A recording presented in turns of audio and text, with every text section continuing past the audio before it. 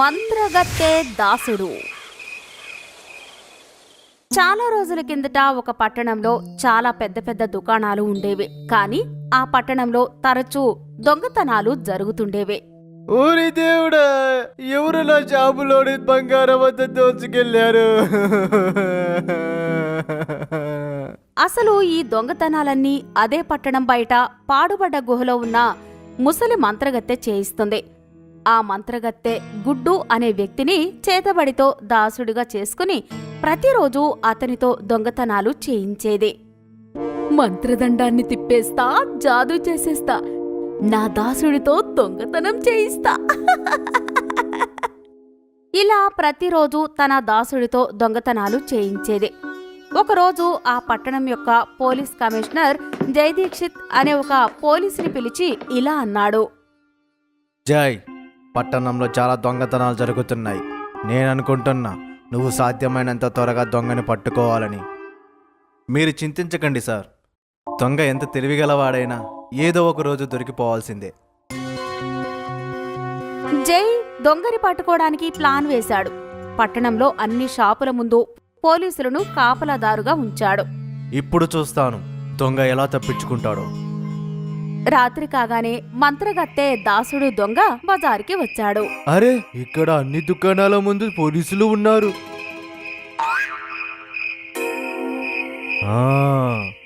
నేను ఏదైనా ఆలోచించాలి. అప్పుడే అతనికి ఒక ఐడియా వచ్చింది. నేను మంత్రగత్తెతో చెప్తాను, అప్పుడు ఆమె నన్ను మంత్రంతో దుకాణంలోకి పంపిస్తుంది. అమ్మగారు, ఇక్కడ అందరూ పోలీసులు వాళ్ళు నించొని ఉన్నారు, మీరే ఏదైనా చెయ్యండి. మంత్రదండాన్ని తిప్పేస్తా, జాదూ చేసేస్తా, నా దాసుణ్ణి దుకాణంలోకి పంపిస్తా. మంత్రగత్తె ఇలా అనగానే దొంగ మాయమయ్యి దుకాణం లోపలికి వచ్చాడు. ఇక్కడ చాలా బంగారాలున్నాయి. ఇంత బంగారం చూసిందంటే మంత్రగత్తె చాలా సంతోషిస్తుంది. అక్కడ ఉన్న బంగారు నగలన్నీ ఒక పెద్ద సంచిలో వేసి మళ్ళీ మంత్రగత్తెతో ఇలా అన్నాడు. దయ్యం అమ్మగారు, నేను దొంగతనం చేసేశాను. ఇలా అనగానే మంత్రగత్తె మాయతో మాయమయ్యి మంత్రగత్తె ముందు ప్రత్యక్షమయ్యాడు. దోచేస్తా దోచేస్తా, ఏ మూలన దాగి ఉన్న బంగారమంతా దోచేస్తా.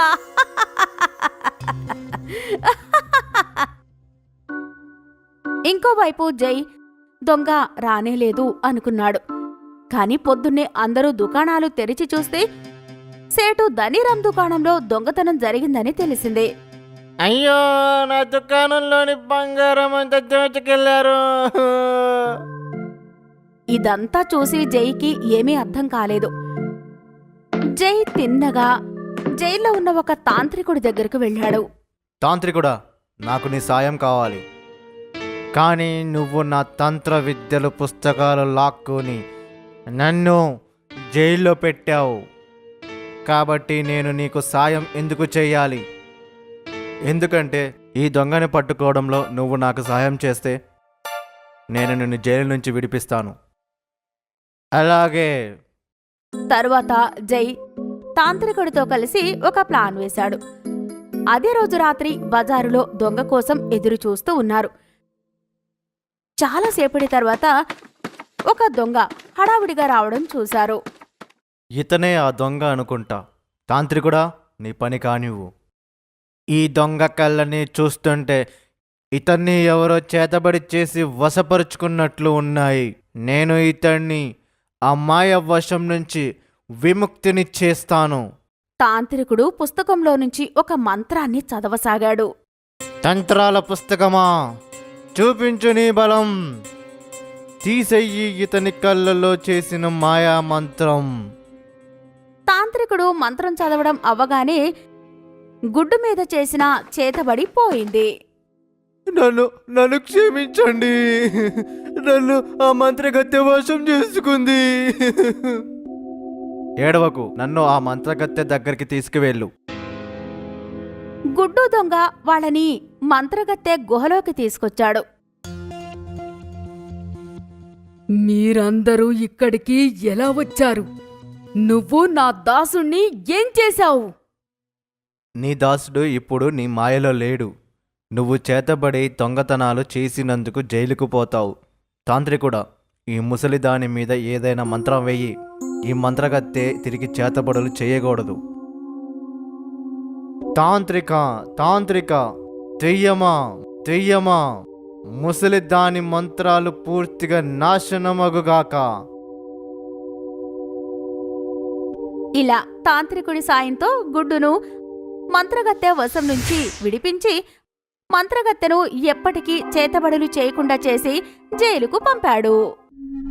భూతాల దర్బార్.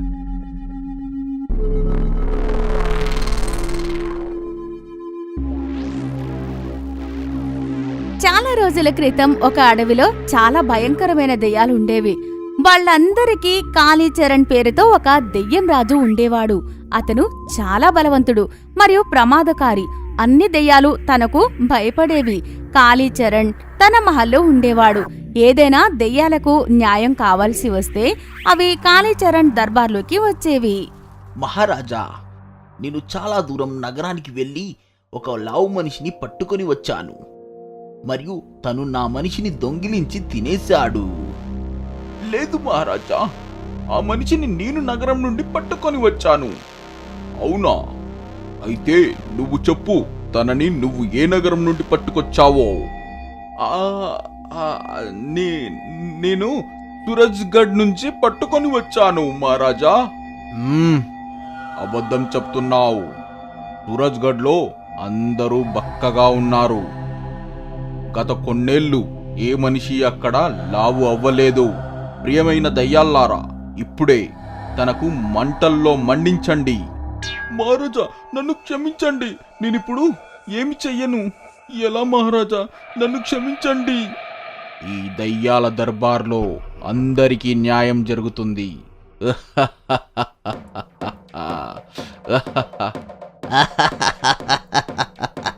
ఈ విధంగా కాళీచరణ్ సమయస్ఫూర్తితో సమస్యల్ని పరిష్కరించేవాడు.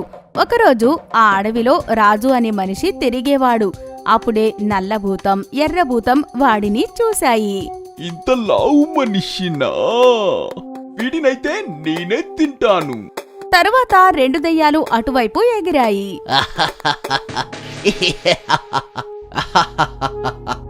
తర్వాత రెండు దెయ్యాలు రాజును పట్టుకున్నాయి.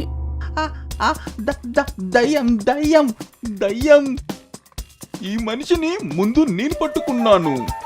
లేదు, ఈ మనిషిని నేను ముందు పట్టుకున్నాను. ఈ విధంగా వారిద్దరిలో గొడవ మొదలైంది. వాళ్ళు అనుకున్నారు, పద ఈ మనిషిని తీసుకొని మన దయ్యాల దర్బార్కి వెళ్దాం. వాళ్ళిద్దరూ రాజుతో కలిసి దెయ్యాల దర్బార్కి వచ్చారు. మహారాజు కాళీచరణ్ కు పూర్తి విషయం చెప్పాయి మరియు అన్నాయి, మహారాజా, ఇప్పుడు మీరే నిర్ణయించండి ఈ మనిషిని ఎవరు తినాలి అనేది.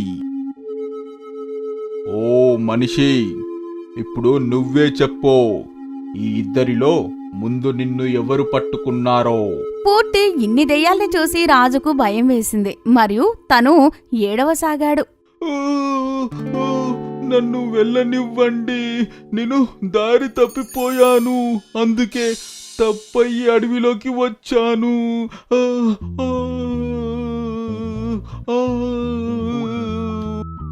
అరే, ఏడవటం ఆపో. నాకు ఏడ్చే మనుషులు అస్సలు నచ్చరు.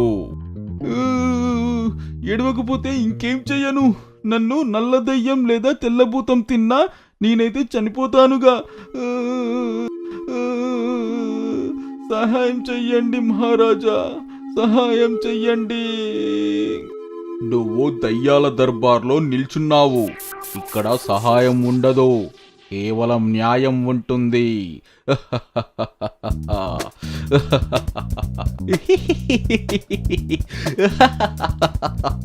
పదండి, ఇప్పుడు తేల్చేద్దాం ఈ మనిషిని ఎవరు తినాలో.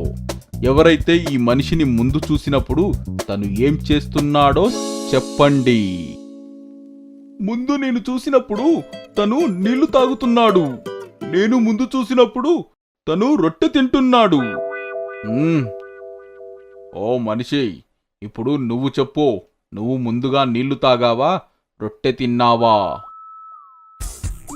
నేను నేను ముందు రొట్టె తిన్నాను. అంటే నల్ల దయ్యం నిన్ను ముందు చూసింది. అంటే ఈ మనిషిని నేను తింటాను.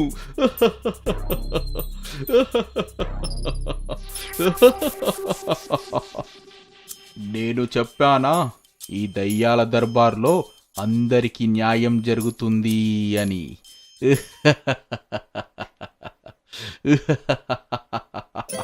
అప్పుడే రాజుకో ఐడియా వచ్చింది. తను చాలా తెలివిగా అన్నాడు, దయ్యాల మహారాజా, మీరు ఆ చిన్ని దయ్యానికి చాలా అన్యాయం చేశారు. నువ్వేం చెప్తున్నావు? అంటే ఆ నల్ల దయ్యము ముందు చూసింది, కాని నేనా చిన్ని దయ్యాన్ని ముందు చూశాను.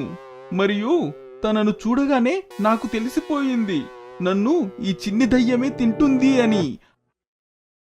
అందుకే నా మీద చిన్ని దయ్యానికే అధికారం ఉంటుంది. ఇది నువ్వేం చెప్తున్నావు? ఈ మనిషి సరిగ్గానే చెప్తున్నాడు. తన మీద ఈ చిన్ని దయ్యానికే అధికారం ఉంది. అందుకే ఈ మనిషిని ఈ చిన్ని దయ్యమే తింటుంది. అప్పుడే ఆ చిన్న దయ్యం అనింది, కానీ మహారాజా, నేను మనిషిని తినను. ఏమిటి? మహారాజా, అయితే మీరు నన్ను వెళ్ళనివ్వాలి. ఇదే న్యాయం. అరే, దయ్యాల దర్బార్లో అందరికీ న్యాయం జరుగుతుంది కదా. కాళీచరణ్ కు రాజు మాటే నిజమనిపించింది. తను అన్నాడు, ఈ మనిషి నిజమే చెప్తున్నాడు. ఒకవేళ ఈ చిన్ని భూతం తనను తినకపోతే తను వెళ్ళవచ్చు. ఇక్కడి దయ్యాల దర్బార్లో అందరికీ న్యాయం జరుగుతుంది.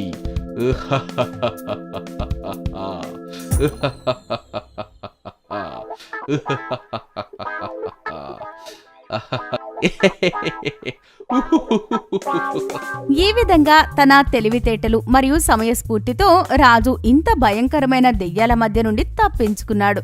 మరియు నల్ల దెయ్యం, ఎర్ర దెయ్యం తనని చూస్తూ ఉండిపోయాయి.